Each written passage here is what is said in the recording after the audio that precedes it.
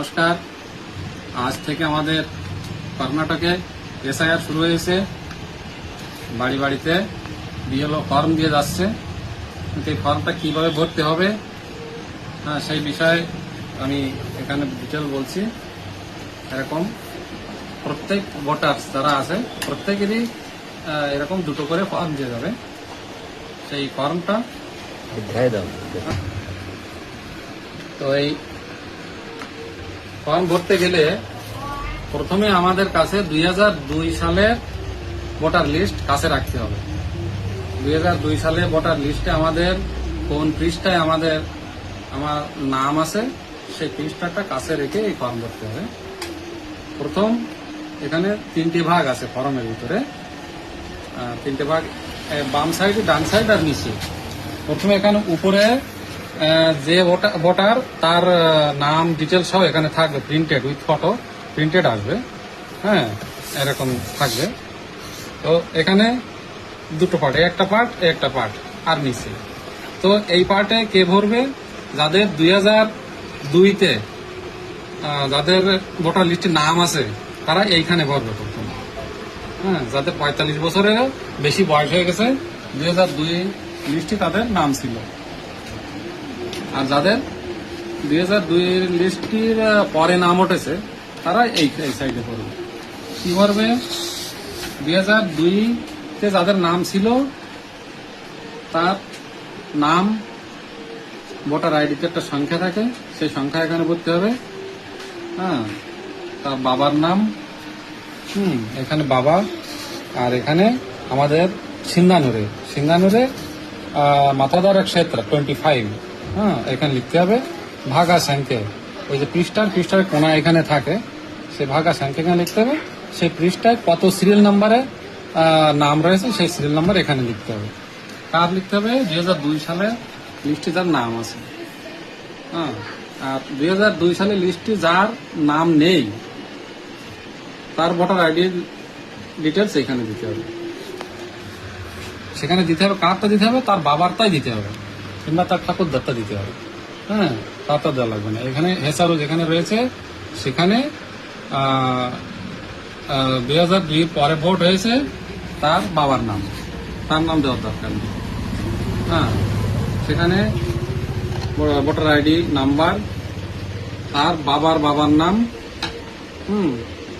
সম্বন্ধ, জেলা, রায়চুর লিখতে হবে সেম। যদি একটা ফ্যামিলির পুরো কাগজ দিয়ে যায় তাহলে 2002 সালে যদি তার বাবার নাম এখানে ভরা থাকে, সেই তার ছেলেটা যখন ভরতে হবে এইখানে যা লেখা আছে সেইটা এই সাইডে লিখে দিতে হবে। কনফিউজ দরকার নেই, তার নাম লেখা এখানে দরকার নেই। এবার যে ভোটার তার ডিটেলস এইখানে দিতে হবে। এখানে তার জন্মদিন, আধার কার্ড দেখে তার জন্মদিন, আধার সংখ্যা, মোবাইল নাম্বার, বাবার নাম, মার নাম, বাবার ভোটার আইডি, মার ভোটার আইডি ডিটেলস দিয়ে একটা সিগনেচার করলে যাদের 2002 সালের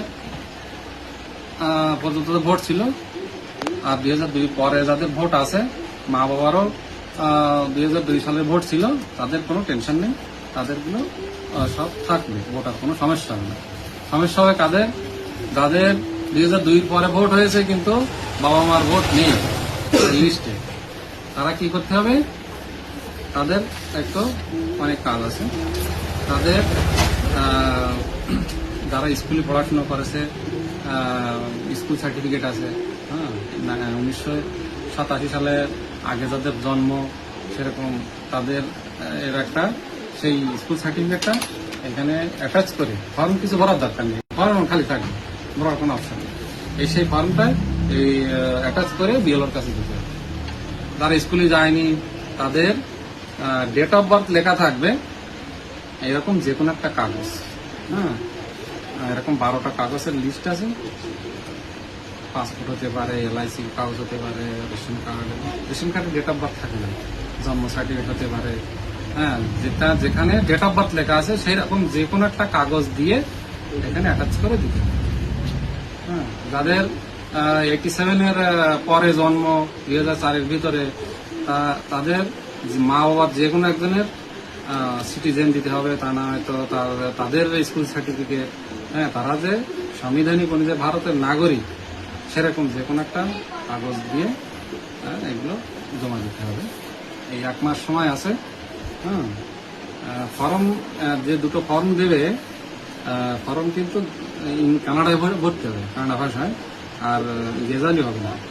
এই জন্য ভালো করে জানিয়ে না বুঝতে পারলে যে বিএলও আছে তাকে বলতে হবে যে আমার একটা ভরে দাও, আর বিএলও ঠিক ভরছে কিনা সেটাও নিজে চেক করতে হবে।